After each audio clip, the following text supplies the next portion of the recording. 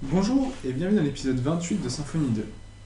Alors aujourd'hui, comme je le disais dans le précédent tutoriel, on va s'attarder sur la partie client. Donc j'hésitais à la faire ou non, puisqu'en fait, concrètement, vous n'allez pas apprendre grand chose dans ce tutoriel, puisque c'est vraiment.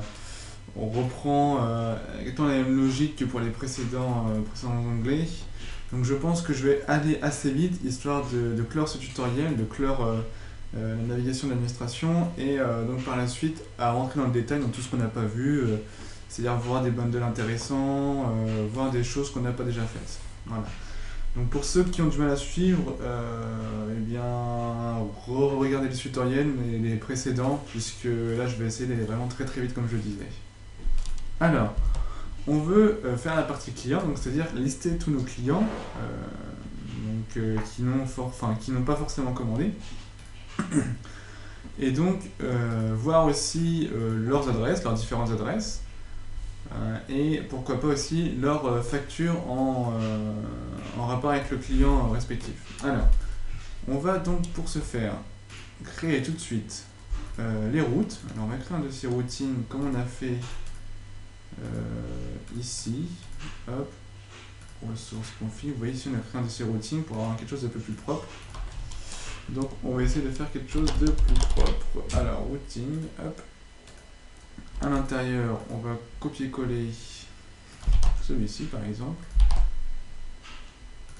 Qu'est-ce qu'il me dit? D'accord, bon. Voilà, et on n'oubliera pas de l'appeler ici. Alors, sauf qu'ici, on va le fermer celui-ci, puisqu'on va le renommer en routing utilisateur.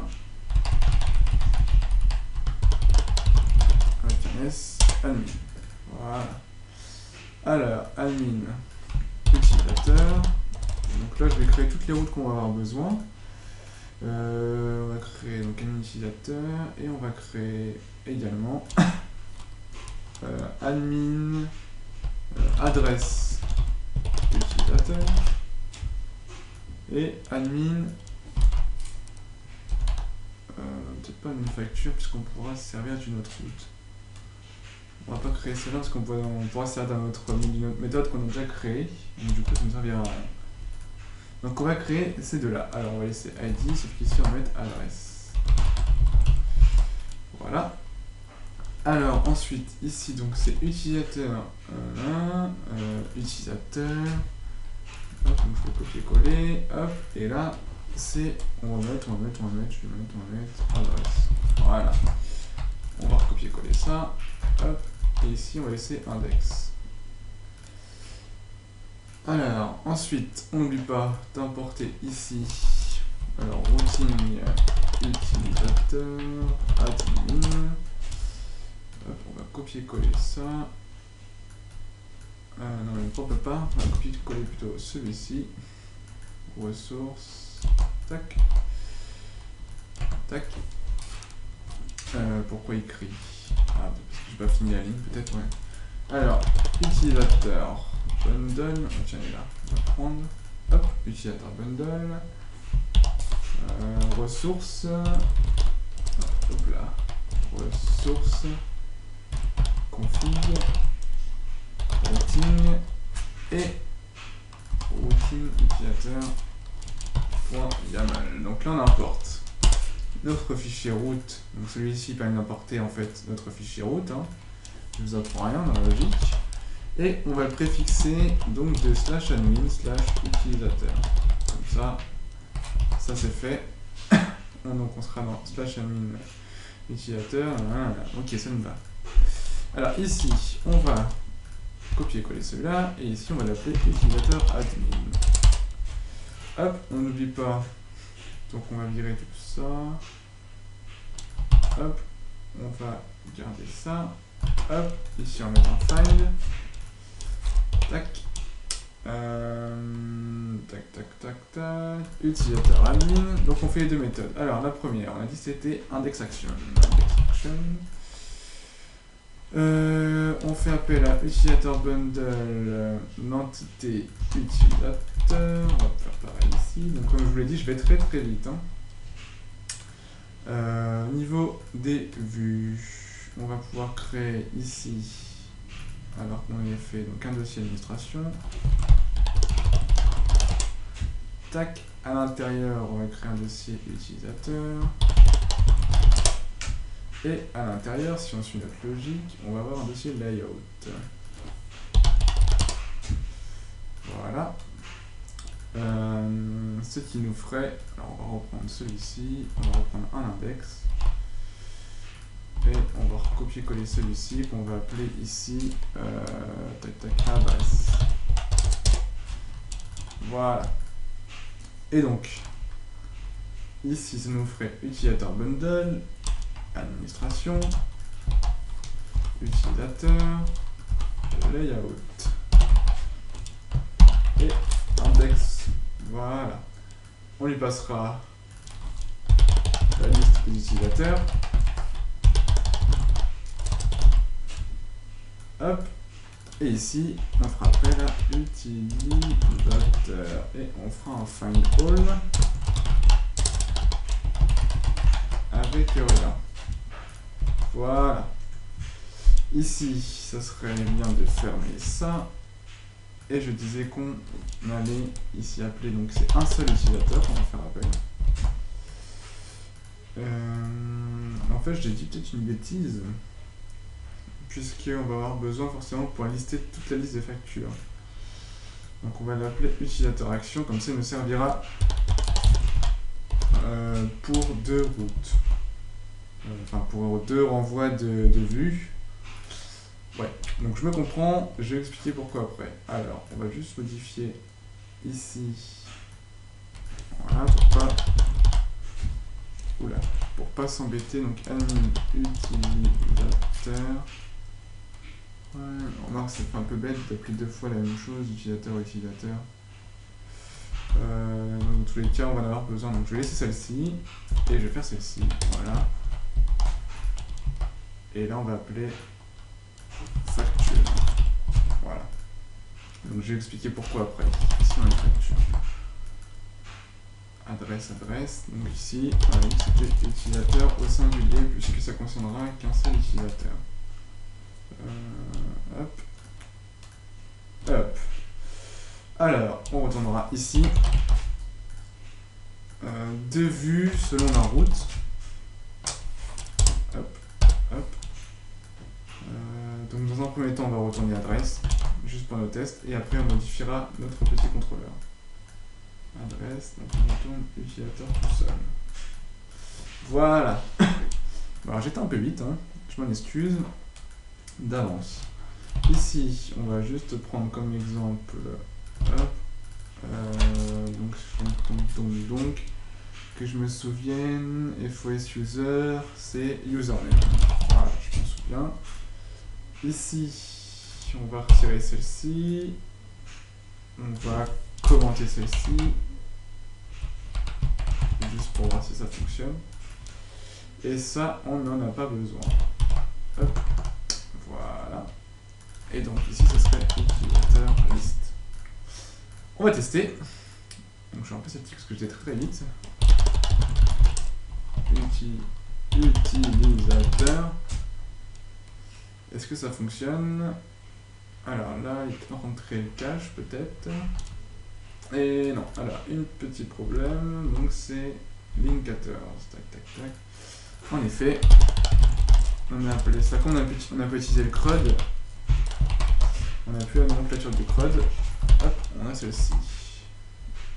Pareil, si je fais passer la créer. Voilà, impeccable. Donc là, on a la liste de tous les utilisateurs qui ont commandé ou non. Donc, ça dépend. Alors, on va pouvoir lui dire ici de taper sur la route adresse. Alors, hop. Hop. Et on passera utilisateur ID.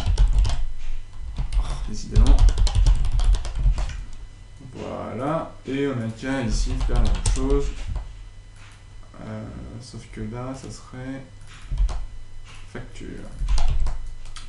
Voilà. Je dirais même qu'on pourrait pousser la chose en disant if utilisateur, point, ici, ça va être adresse. Il me semble que c'est ça. Différente 0, tu pourras l'afficher. Comme ça, il va afficher que l'utilisateur qui possède des adresses. Enfin, que le petit icône en fonction de si l'utilisateur possède une adresse ou non. On voit par exemple Mathilde ne possède pas d'adresse puisqu'elle n'est pas affichée. Et on va faire exactement la même chose pour les factures. Comme ça, s'ils n'ont pas jamais commandé, on ne pourra pas consulter leur facture. Ce qui est logique. Voilà. Et là, il y a une petite erreur. Qu'est-ce qu'il me dit? Facture. Alors, est-ce que... Comment on a défini ça ici, dans l'entité? Ça va être commande. Ce qui paraît un peu plus logique d'ailleurs. Par contre, si c'est commande avec un S ou sans S, on va faire les deux. Avec un S. Voilà, impeccable. Alors, on va peut-être mettre des titles dessus. Hop, un petit title, histoire de s'y retrouver. Donc là, on pourrait mettre consulter les adresses. Et ici, title, consulter les factures. On actualise. Donc on voit pour Pauline qu'on peut consulter les adresses. Et pour moi, donc Benjamin, on peut consulter les factures et les adresses. Bon, on peut déjà lancer adresse. Donc là, il va me retourner une erreur puisqu'on n'a pas encore fait. Voilà, on l'a vu. Mais au moins, on sait que ça fonctionne. Alors, on va s'occuper de ça pour les adresses. Alors, pour celle-ci, bon, je vais tout simplement lister les adresses. Hein, donc, je ne vais pas faire un truc monumental. Hop, je vais faire ça. Voilà. Ici, je vais mettre utilisateur adresse. Voilà. Et donc, on va faire un for sur adresse, parce que je vous rappelle qu'on a fait une relation bidirectionnelle, donc on peut accéder directement aux adresses du utilisateur, d'où l'intérêt de faire cette relation. Hop, and for. Et donc là, on va faire un div classe point4. Hop, impeccable. À l'intérieur, on va lui faire un petit h4. On va mettre adresse de point. Ici, donc on va mettre adresse.adresse. Tac. Adresse.cp pour le code postal. Donc je m'en ai souvenir, donc je sais plus vraiment si c'est vraiment les bons attributs, si on a mis CP ou autre, donc on verra bien. Ville, et donc ici on va mettre adresse.pays. Par contre, si je mets des S, un coup pas d'S, ça risque de pas le faire. Voilà. Hop. Ensuite, on va mettre un petit BR. Et on va mettre le nom. Enfin, le prénom et le nom, puisque suivant l'adresse, ça peut changer. Si on fait livrer chez maman, l'adresse ne sera pas la même. On fait un petit BRBR. Voilà. Le div, le nfor, tac, et le nbudge. On va checker si ça fonctionne. Alors, il me dit, il a une ligne 9. Tac, c'est peut-être pas un S. Là, ce serait logique que ce soit pas qu'il n'y ait pas de S. Voilà. On peut voir ici toutes mes adresses. Bon, en l'occurrence, j'en ai qu'une. Donc, on va essayer d'en rajouter une deuxième pour voir si ça fonctionne bien. Mais je pense que je n'ai pas de doute là-dessus. Alors, pour en rajouter une deuxième, je ne sais pas si vous vous souvenez d'un processus d'achat.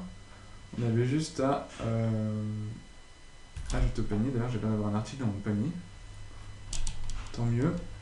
Hop, on continue. Et c'est là qu'on a ajouté une adresse. Non, c'est pas ça. Je voulais pas dire mon panier, voilà. Et c'est en validant son panier qu'on peut ajouter une adresse. Voilà, donc on mettra non, on mettra je sais pas moi.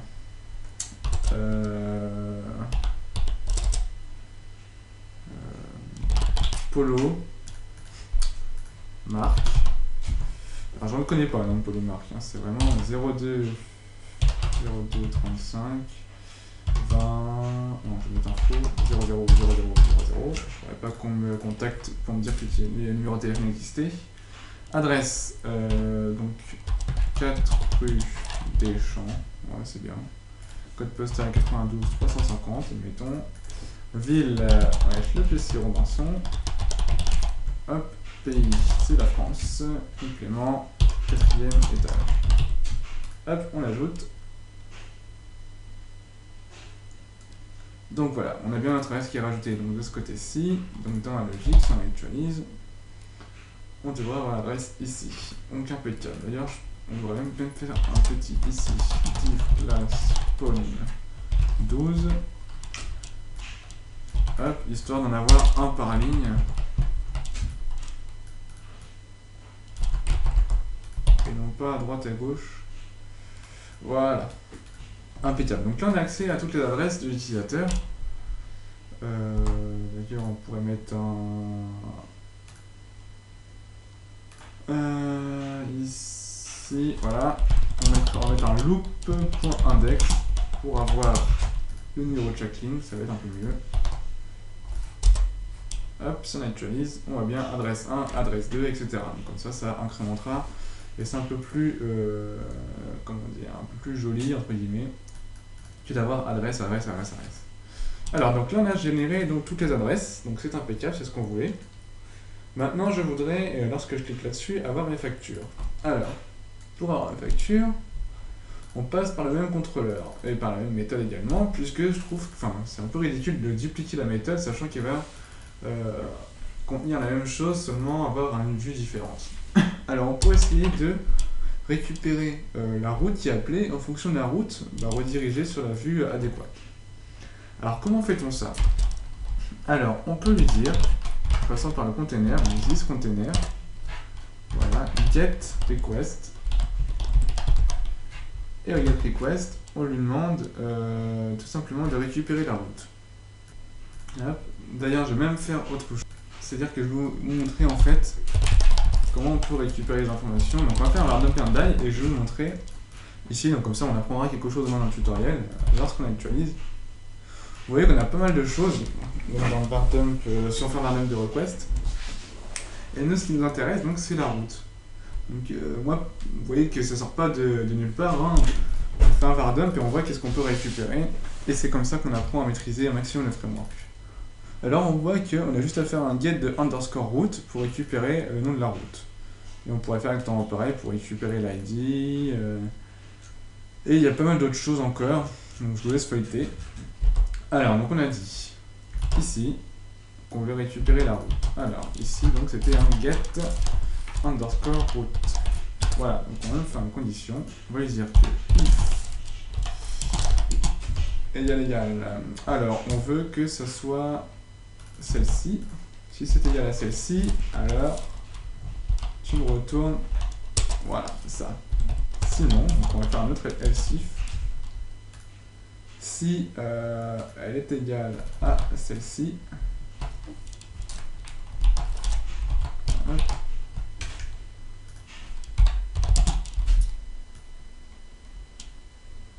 hop. D'ailleurs, c'est un peu gros, allez, on va faire un truc un petit peu mieux. Ici, on va lui dire route égale ça. Et là, on lui dit, voilà, si route égale ça, là, et si route égale ça, tu me retournes.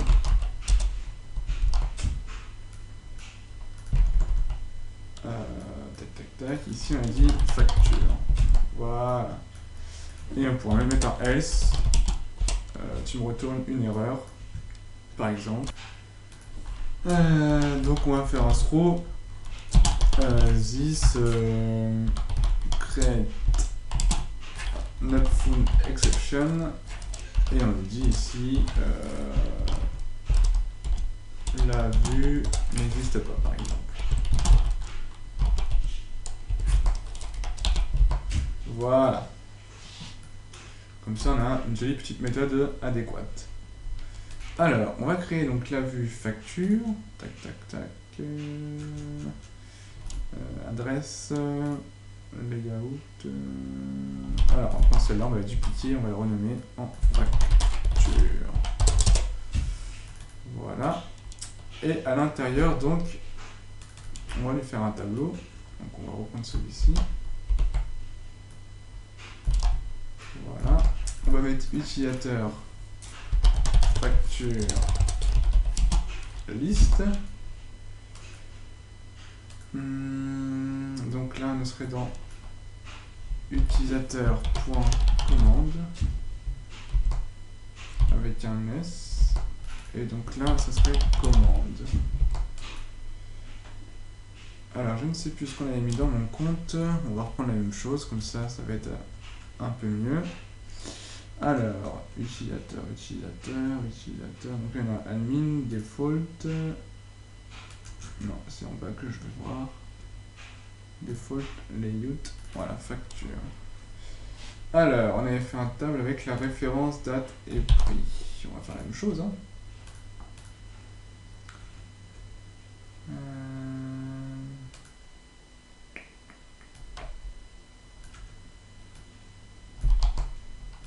Voilà. Je dirais même qu'on va limite copier-coller tout ça, comme ça, si on ne peut pas faire de bêtises. Et on va faire le ménage.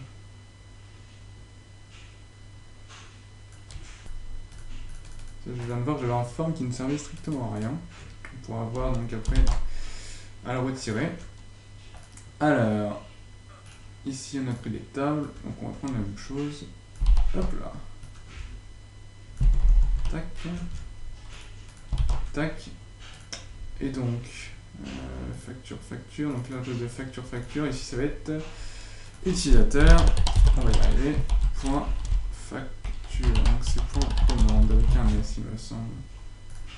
Alors, du coup, donc ça on peut actualiser.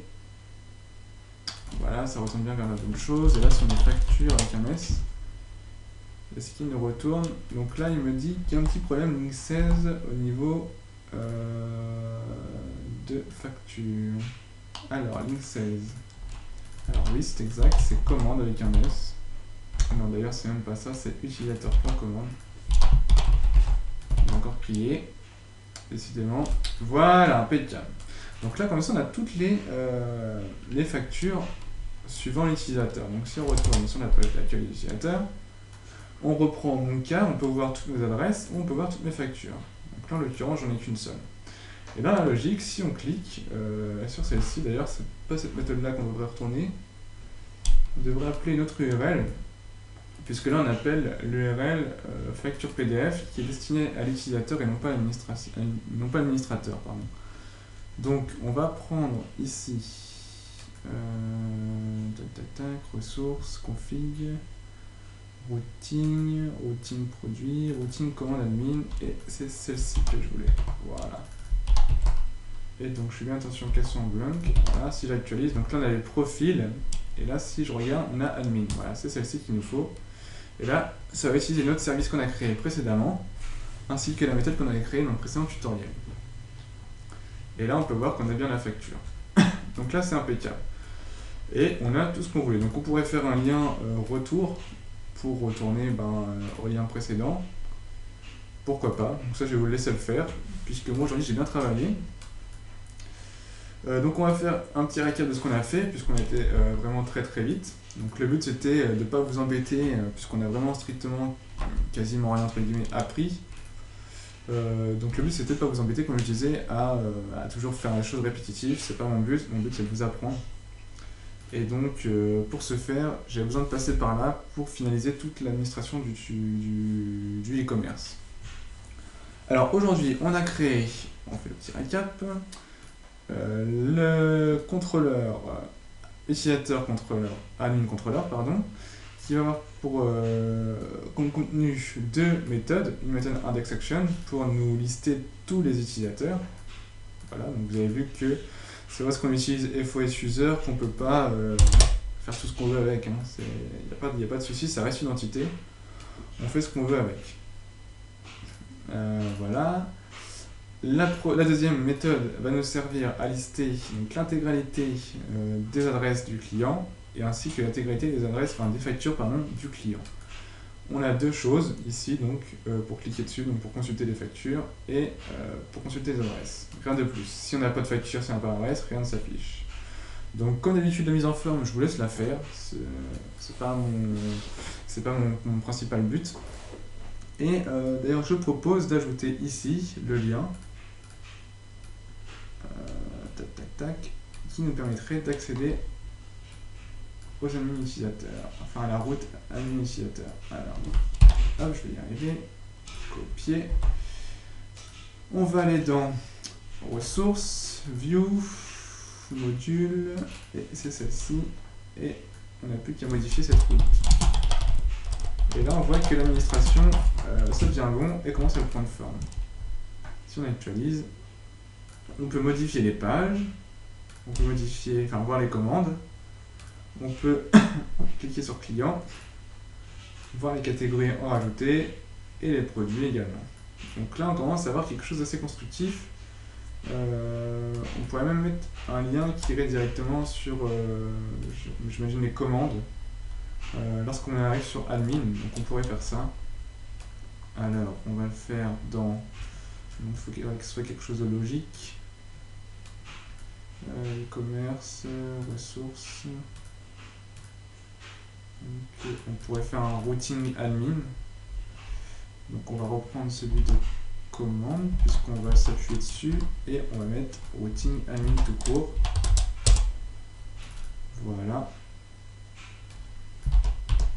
Voilà, on n'oublie pas de l'appeler ici. Routing admin.